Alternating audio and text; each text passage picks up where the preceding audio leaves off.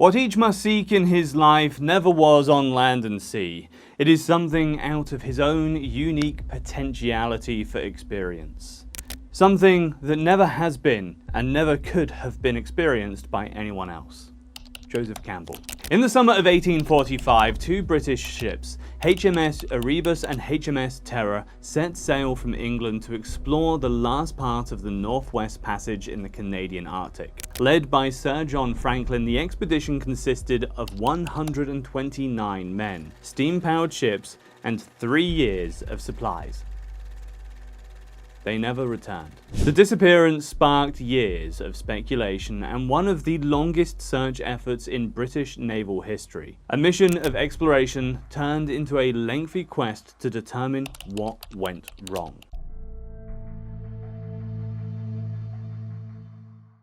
Welcome back, I'm Andy Roberts, and today we're digging into the Franklin expedition, and we're going to start with the 3 leaders. At the front of the Franklin expedition were 3 men, each marked by different strengths, expectations, and pressures. Together, they would lead one of the most ambitious Arctic missions ever attempted by the British Empire. None would return.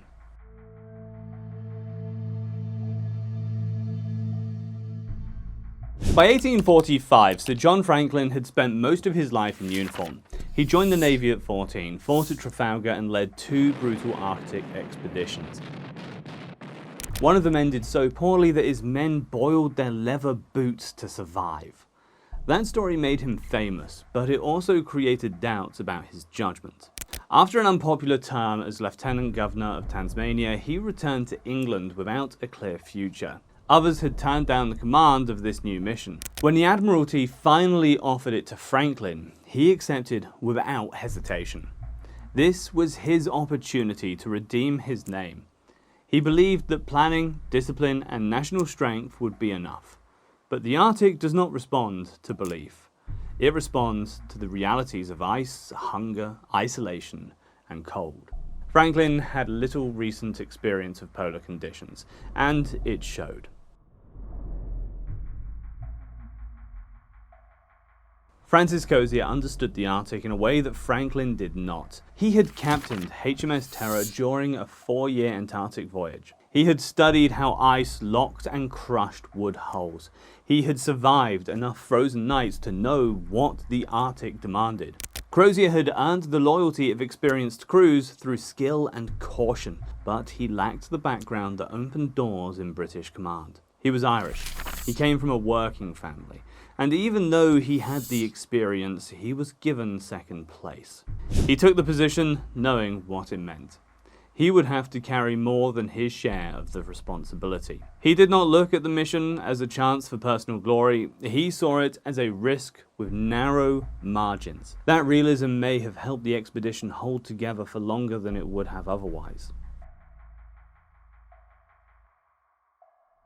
James Fitzjames brought charm, confidence, and a strong track record, though none of it was earned in Arctic waters. At 33, he was much younger than the other 2 and had advanced quickly through the Navy.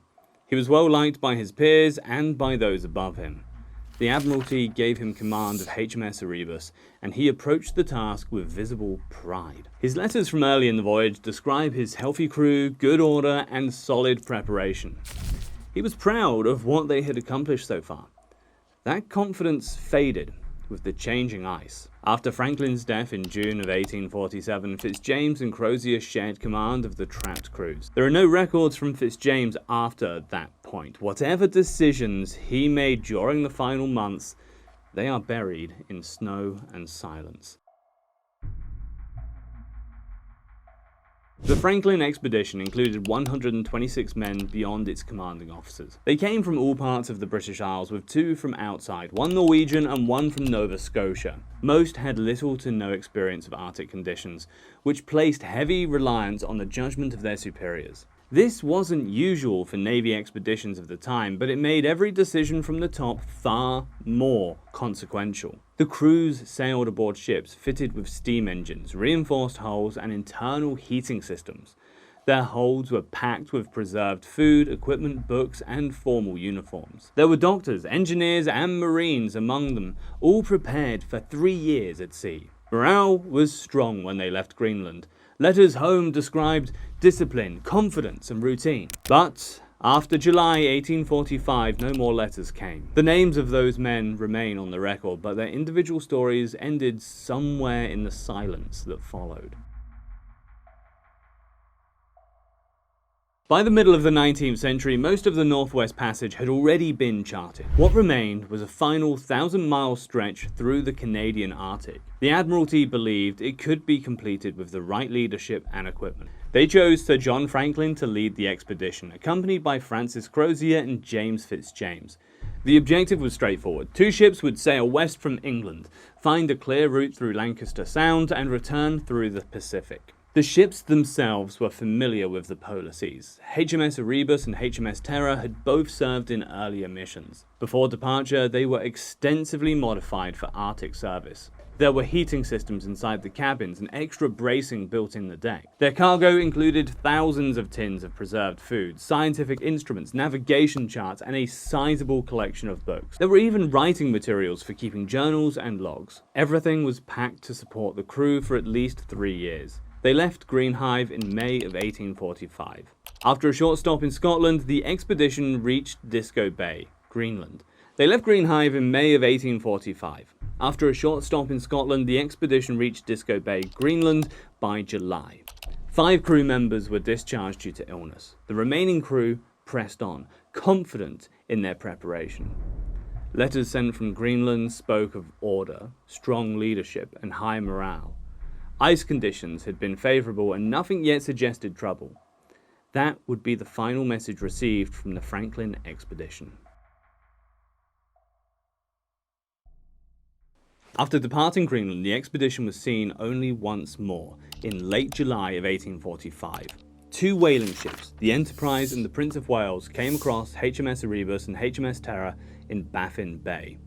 The Franklin ships were anchored, waiting for favourable ice conditions before proceeding through Lancaster Sound.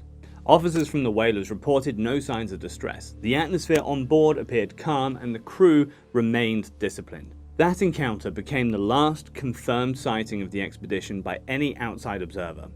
The silence that followed was not unusual at first. Arctic voyages are known to disappear from communications for extended periods. But as months passed without news, questions began to surface. And by 1847, concern had grown strong enough that Lady Jane Franklin, known for her persistence and influence, began pressing the Admiralty for answers. She wrote letters, called for updates, and made sure the public paid attention. In 1848, the British government launched its first official search mission. It would be the beginning of a long and extensive effort. Over the next 10 years, dozens of ships were sent, some entering from the Atlantic, others from the Pacific. Crews searched coastlines, islands, and possible overland routes. Many of these missions found nothing. There was no wreckage, no survivors, not even abandoned camps. The failure to locate any trace of the Franklin expedition turned a celebrated voyage into a haunted mystery. The effort to find a shortcut through the Arctic slowly gave way to a deeper question. People no longer asked where the ships had gone. They asked why none of the men had come back.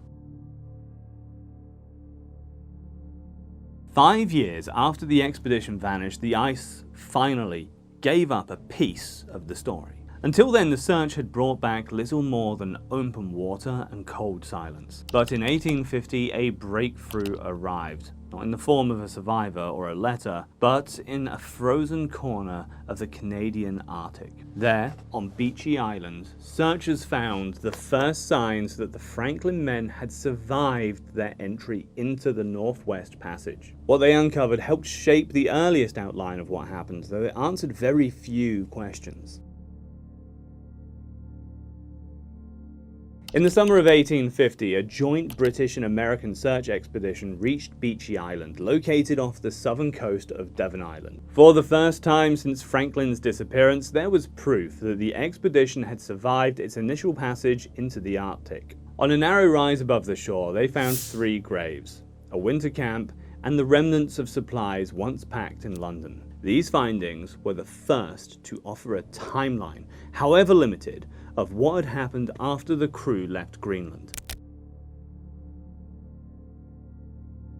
The graves belonged to John Torrington, William Brain, and John Hartnell. All three had died during the winter following the final sighting in Baffin Bay. Their bodies had been buried in careful formation, and the wooden markers were still legible despite the cold. The presence of graves rather than shallow burial or abandonment suggests that the crew was still intact, disciplined, and able to follow structure even as they faced the long Arctic night. Near the burial site, searchers found hundreds of discarded tins, fragments of stone walls that marked out shelter foundations, and traces of routine. The evidence pointed to a crew that had endured the first winter with some measure of control. There were no signs of panic, no scattered wreckage, and no immediate indication of what caused the deaths. The gap that followed.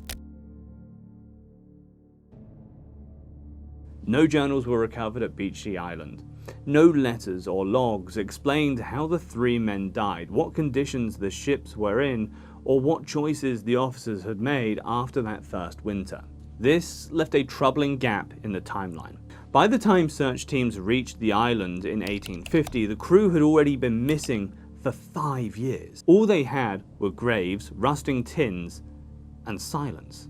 It would take another 9 years before the next major clue appeared, and by then it was clear that Beechey Island had only shown the beginning of the end.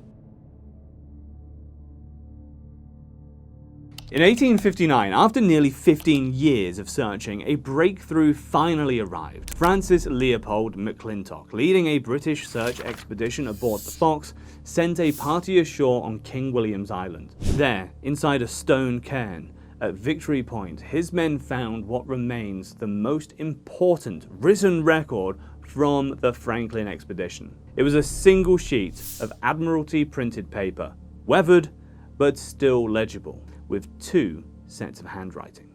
The first was calm and official.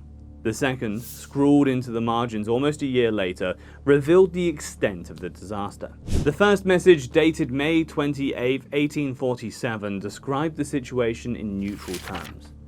It read, 28th May 1847, HM ships Erebus and Terror wintered in the ice in latitude 70 degrees 05 north long, 98 degrees 23 west. Having wintered in 1846-7 at Beechey Island in lat 74 degrees 43 28 north, long 91 degrees 39 15 west, after having ascended Wellington Channel to lat 77 degrees and returned the west side of Cornwallis Island, Sir John Franklin commanded the expedition. All well. Those 2 final words, all well, were the last official indication that the mission had been functioning. At that moment, there was no sign of what would soon unfold. In the margins of that same sheet, a second message had been added nearly a year later, dated April 25th, 1848. It was far grimmer. April 25th, 1848, HM ships Terror and Erebus were deserted on the 22nd of April, 5 leagues north-northwest of this. Having been beset since 12th of September 1846, the officers and crews, consisting of 105 souls, under the command of Captain FRM Crozier, landed here, in lat 69 degrees 37 42 north, long 98 degrees 41 west. Sir John Franklin died on the 11th of June, 1847. The total loss of deaths in the expedition to date has been 9 officers and 15 men. FRM Crozier, Captain and Senior Officer. James Fitzjames, Captain HMS Erebus. The message ended with a note that they were now heading toward the Back River. No further information followed. This piece of paper, found nearly a decade and a half after the expedition vanished, provided a sharp turning point. It confirmed that the men had survived multiple winters. It revealed the death of Franklin and 24 others. It explained that the ships had remained locked in the ice for more than a year and a half. And most importantly, it documented the moment when the decision was made to leave everything behind. The Victory Point note was not dramatic in tone, but its implications were enormous. It showed that Franklin expedition had not ended quickly.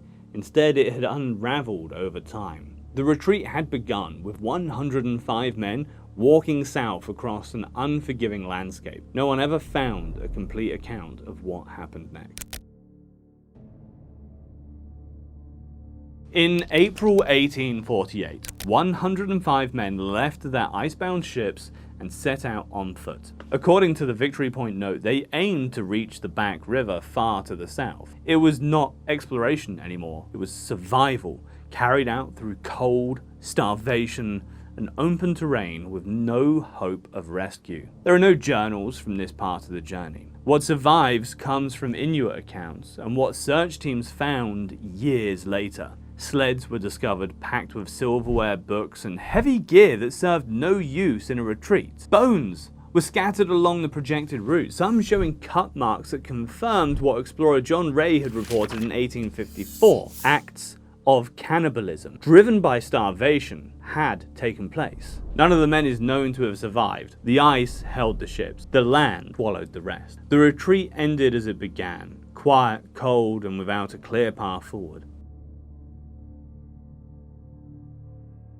After the crew vanished and the ships disappeared, explanations were slow to come. There were no survivors, no journals, and no clear evidence pointing to a single cause. Instead, the story came together in fragments. Each discovery showed that the expedition did not collapse all at once, but gradually, under the weight of harsh conditions, poor health, growing isolation, and poor decisions. In 1980s, researchers examined 3 of the men buried at Beachey Island. Their remains revealed dangerously high levels of lead in both bone and soft tissue. The source was likely the expedition's food supply, sealed in thousands of soldered tins, along with possible contamination from the shipboard water system. This slow exposure would have weakened the crew physically and mentally, damaging their ability to make decisions or recover from illness. Although researchers now contend that the lead poisoning among what would eventually constitute the crew began well before the ship set sail, not during the expedition. Lead was only part of the problem. Later studies identified zinc deficiency, which would have impaired immune function and slowed healing. Tuberculosis was also present in some of the remains. These medical conditions, combined with cold, malnutrition, and exhaustion, created a set of circumstances few could have survived. Once the men left the ships, they no longer had shelter, support, or access to stable food. Every step became more difficult to complete. Help was ignored. Inuit communities living near the route of the retreat witnessed parts of the expedition's final phase. Many offered assistance, sharing food and information about travel routes. Some accounts describe exchanges with small groups of Franklin's men, including attempts to trade or communicate. Others recall seeing men pulling sleds filled with heavy, useless items while ignoring more practical advice. These accounts were passed on through oral history and shared with later explorers. One of the clearest versions came from the interviews collected by John Ray in 1854. He relayed Inuit descriptions of starving Europeans, evidence of cannibalism, and abandoned campsites. The Admiralty dismissed his report. Later search parties also overlooked or minimized Inuit knowledge. It took more than a century for their accuracy to be widely acknowledged, even though the eventual discovery of the ships confirmed their reliability. Finding the ships. For more than 100 years, the ships remained hidden. Some believed they had sunk near their last known position. Others thought that they had been crushed by moving ice. In 2014, the wreck of HMS Erebus was discovered in Wilmot and Crampton Bay. 2 years later, HMS Terror was found upright on the sea floor in Terror Bay. These discoveries matched Inuit accounts that had been available all along, but ignored by earlier searchers. Some evidence now suggests the ships were moved before being permanently abandoned, possibly by a small group that tried to continue the voyage. In 2024, a jawbone recovered decades earlier was identified through DNA analysis as belonging to James Fitzjames. Other crew members have also been matched to bone fragments through forensic testing. These findings are limited, but they have helped close long-standing gaps and return some measure of identity to the men who died without explanation.